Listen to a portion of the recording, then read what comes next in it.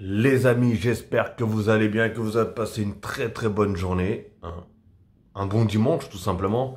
Bon bah écoutez, je vais vous faire le petit débrief du match que je viens de regarder, qui est forcément le derby londonien, qui opposait Chelsea contre Tottenham bien sûr.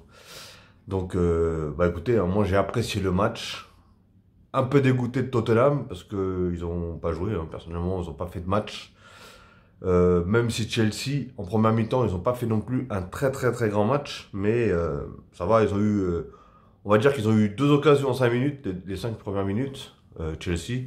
Après, ça a été un petit peu beaucoup de fautes, beaucoup de pressing. J'ai l'impression que tout le monde essaie de trouver une astuce. Ils se regardaient un peu, mais ils se rentraient dedans aussi. C'était assez physique, assez, mais il n'y avait pas trop d'occasions. À part, comme je vous ai dit, les deux premières de Chelsea au début là. Mais après, en deuxième mi-temps, bah, c'était un festival par contre, hein. C'est un festival. Il y en a, ils ont dû être remontés plus que d'autres, hein. Une équipe qui a été remontée plus que d'autres, parce que du coup, il y a une équipe qui est arrivée, mais en feu, hein, qui est Chelsea. Et Tottenham, bah, c'était le néant, hein. Franchement, je vous cache pas, hein, aujourd'hui, Tottenham, s'il y avait euh, bah, ceux qui ont le mieux joué, on va dire entre guillemets, à Tottenham, c'est qui? Chelsea. C'est Loris, pardon, et Kane, Harry Kane, hein. Même si pour moi en première mi-temps il était fantomatique, mais voilà, hein, c'était trop mou, trop faible. Ils faisaient beaucoup de fautes par contre, mais ils n'arrivaient pas à enchaîner plus de trois passes, donc c'était très très très compliqué. Les balles, elles n'arrivaient pas. On voyait Harry Kane qui essayait de courir un petit peu à droite et à gauche pour essayer de récupérer des ballons, mais voilà, c'était un peu compliqué pour lui aussi, hein. Et même leur attaquant là, je sais plus comment il s'appelle. Attendez, c'est Bergwijn, ou je sais pas trop bien comment il s'appelle. Et voilà, on a bien vu que bah, qu'il n'y arrivait pas, tout simplement. Il n'y avait pas trop de ballons qui arrivaient sur lui. Voilà, c'est. Et il avait une bonne occasion, il a eu une bonne occasion vers la fin, à la 80e minute, je crois. Une balle qui lui arrive, mais je sais pas comment il l'a frappé, mais je pense qu'après c'est avec la fatigue et tout ça, ça devait être un peu plus compliqué pour lui. Mais bon. Euh, Sinon, parlons de Chelsea. Par contre, Chelsea, voilà, hein. Chelsea, ils ont été au top, au max, en deuxième mi-temps. Voilà, j'ai retrouvé le vrai Chelsea, leur style de jeu, leur combativité, leur mental, tout. Il y avait tout. Franchement, là, il y avait vraiment de tout. Au pire, je vais même faire joueur par joueur parce que, alors, Aspilicueta, monstrueux. Sur son aile. Et en plus, c'est un joueur, franchement, j'apprécie vraiment énormément. C'est rare qu'il passe à côté de ses matchs, hein. Ça peut arriver comme à tout le monde, hein, de toute façon.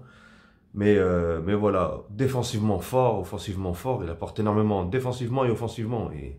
Et ça, c'est très très bien pour lui. Rudiger, hein, franchement, Rudiger, lui, c'est un sketch, c'est un spectacle. Franchement, c'est un spectacle, ce mec-là. Mais il est vraiment fou, ce mec. Ça se voit, il est vraiment fou. Mais il me fait rire, moi. Il me fait rire. Mais il est tellement fort. C'est ça le truc. Il est fort derrière. Tu sais que c'est un guerrier. Voilà, il va pas te laisser passer. Ce joueur-là, ce genre de défenseurs, ils sont très compliqués à passer. Et surtout, il me fait rire parce que des fois, il prend la balle et il part dans ses missions-là. Il veut traverser tout le terrain avec la balle, il me fait rire. Mais bon, voilà. Franchement, il a fait un très bon match. Thiago Silva, énorme. Quand je vois que ce joueur-là, il a 37 ans, je me dis, c'est incroyable. Même si au début, il avait le jeune, là, leur attaquant, là, Bergwijn, là, qui, voilà, il courait vite. Donc, voilà, on sait que Thiago Silva, c'est pas le défenseur le plus rapide du monde.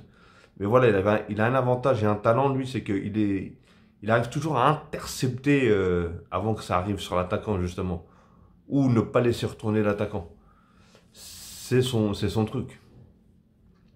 Et bah, d'ailleurs, même sur le but, hein, sur le but d'Harry Kane, il a reçu une petite poussette, il la joue bien.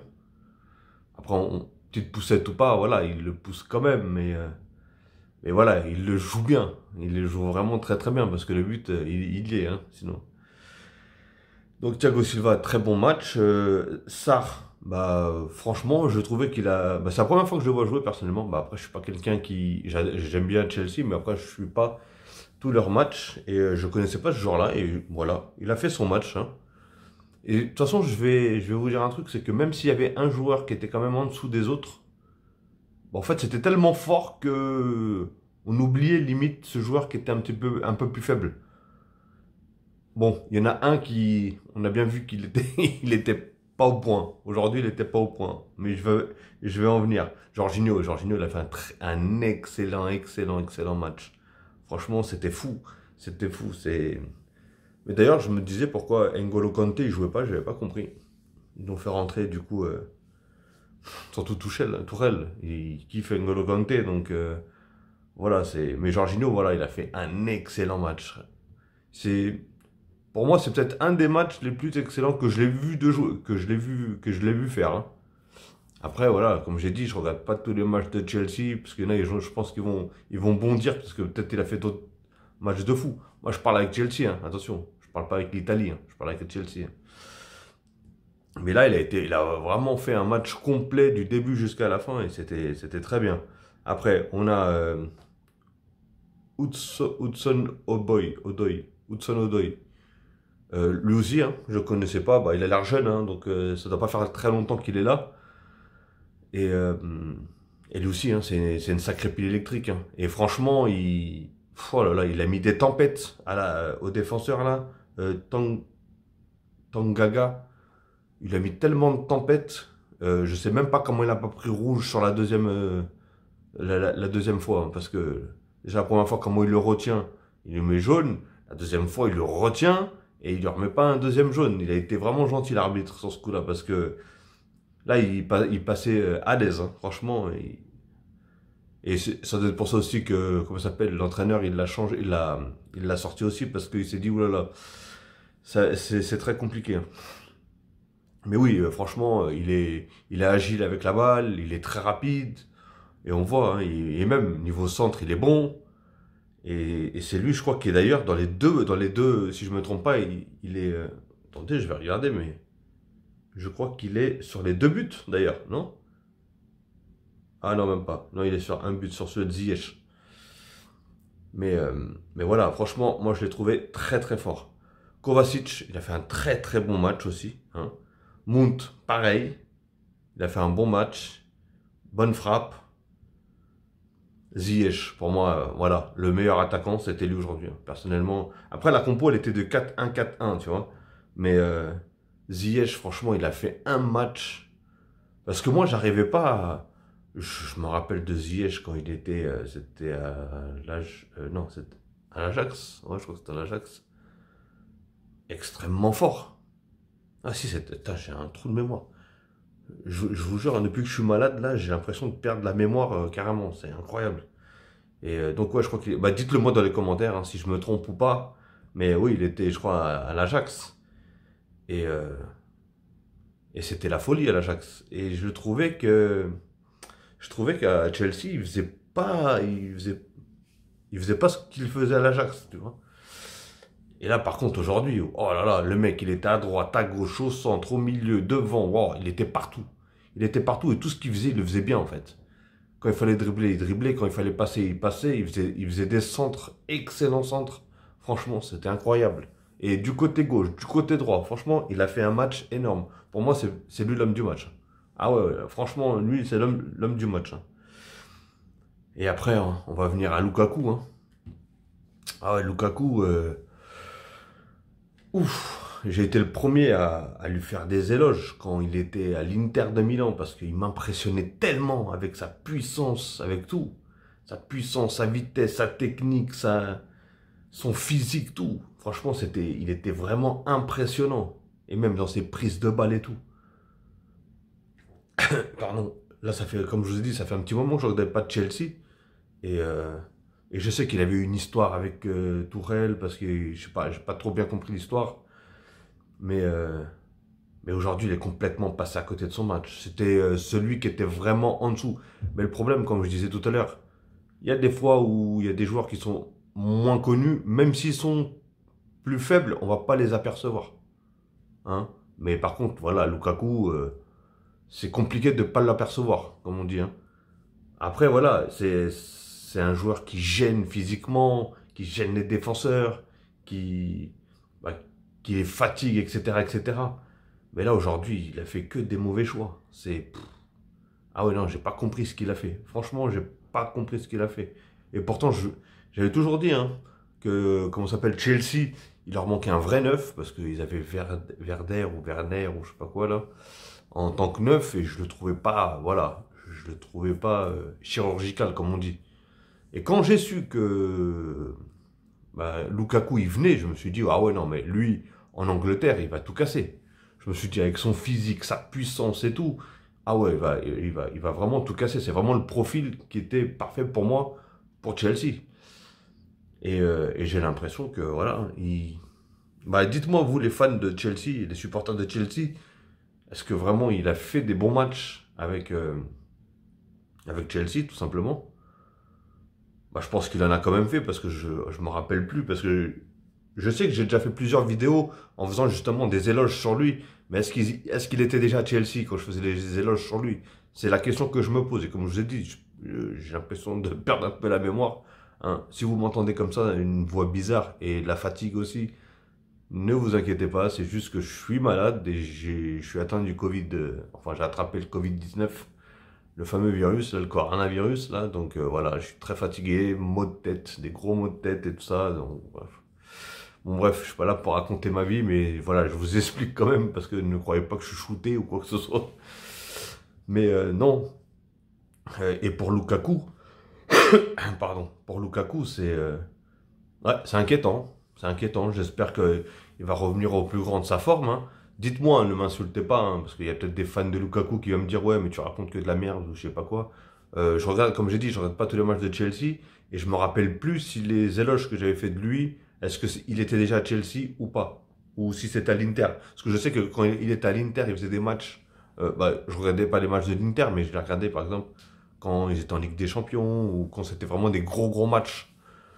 Par exemple, Inter contre le Milan ou Inter contre la Juve, ou voilà, etc., etc. Donc, mais là, franchement, c'était assez compliqué. C'était trop compliqué pour lui. Il ratait beaucoup de choses. Il passait à côté à chaque fois. En fait, c'est des buts. À un moment, il a juste fait un truc qui était magnifique. Hein, quand il arrive à se retourner, à prendre de vitesse et poum, de frapper. Voilà, pour moi, c'est une des seules choses qu'il a faites du match, réellement. C'était beau, mais il n'a pas marqué. Mais c'était beau. Mais voilà, c'est trop, c'est trop, c'est trop peu pour un joueur comme Lukaku. Hein, quand tu connais le talent et l'efficacité de Lukaku en attaque, tu dis que c'est trop peu. Mais bon, j'espère que ça va revenir. Alors, est-ce qu'il se sent bien à Chelsea ou pas? Je sais pas du tout. Est-ce que le fait qu'il s'est embrouillé avec Tourelle, est-ce que ça a changé quelque chose? Je sais pas. Essayez de me dire dans les commentaires si vraiment il a fait un début de saison très bien avec Chelsea, parce qu'il est là depuis le début de saison seulement. Donc dites-le moi, n'hésitez pas dans les commentaires. Et je me ferai un plaisir de répondre, bien sûr, s'il n'y a pas d'insultes.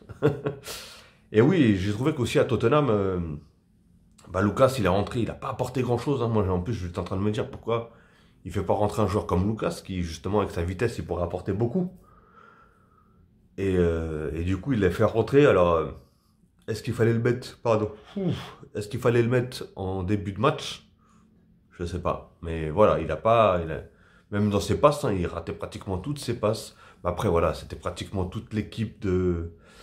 Je ne sais pas s'il manque des joueurs. Hein. Ah oui, en tout cas, il manquait Son, ou Song ou Son, ou je sais pas comment ça se dit son nom. Mais voilà, lui, on connaît son talent, on sait ce qu'il apporte. Apparemment, il était blessé. D'après ce que j'ai vu sur mon téléphone, il était blessé parce que je me demandais pourquoi il jouait pas. Et, euh, et voilà, tout simplement. Bon, donc là, largement, Chelsea a mérité sa victoire amplement. Hein. Ils ont fait un excellent match, même si voilà, il y a un joueur qui était en dessous des autres. Mais voilà, ça a été rattrapé par les autres. Et oui, d'ailleurs, Ziyech, le but qu'il met là, bah. Magnifique. Magnifique. Et en plus, attention, parce que tout à l'heure, je vous ai parlé de Thiago Silva. Mais Thiago Silva, défensivement, il a fait un truc de ouf.